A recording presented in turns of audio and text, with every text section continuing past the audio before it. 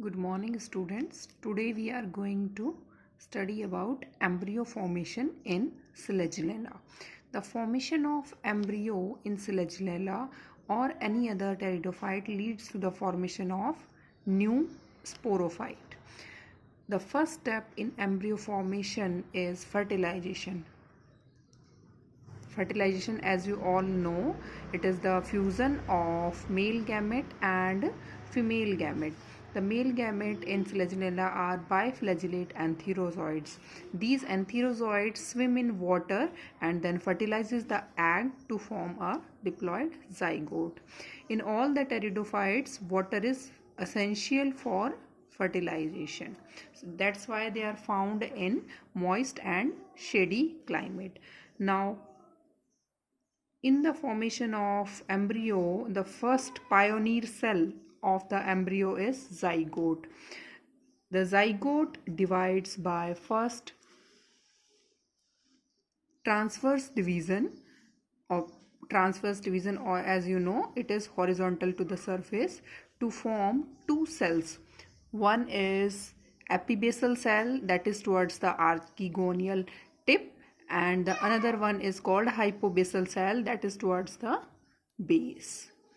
This epibasal cell forms a suspensor. This suspensor will later on absorbs food. This is suspensor initial cell, first cell. This will form later on suspensor that will absorb food and nutrition for the development of embryo. And the lower hypobasal cell is the embryonic initial cell. This will form embryo. Now, these two cells will divide by vertical division to form this shape.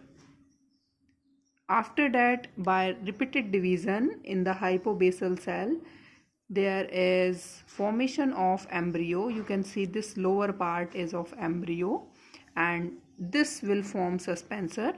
This is suspensor. So in the embryo, the shape includes foot, rhizophore. This is shoot apical meristem. It includes two cotyledons. These are leaflets in form of ligules, and this is the embryonal axis. Now, what is the function of suspensor? As I told you earlier, it absorbs food for further development of embryo.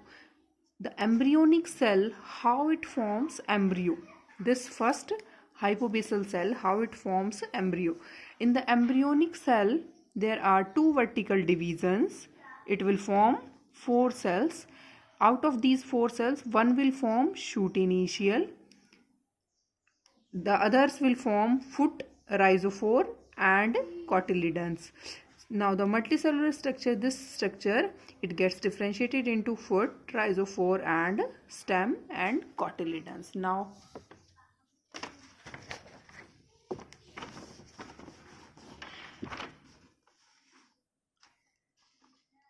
the zygote is also called as oospore. It completes its development within the megasporangium. It means it is present inside the female gametophyte and the young embryo grows into seedling. Seedling is a initial stage of formation of a pteridophytic plant, the sporophytic plant body.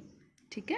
The young embryo, it grows to form a seedling and develops primary root, then fall on the ground. It means the development of small shoot part and the root part occurs while it is attached to the female gametophyte. Now this is the all steps of formation of embryo and the formation of sporophytic plant body from the embryo. Now at the end, the life cycle of selaginella. The selaginella is a heterosporic plant and it has heteromorphic alternation of generation, two different morphological phase.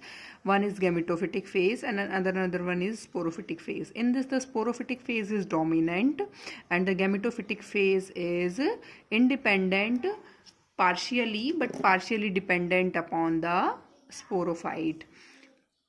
The sporophytic phase starts with a mature sporophyte.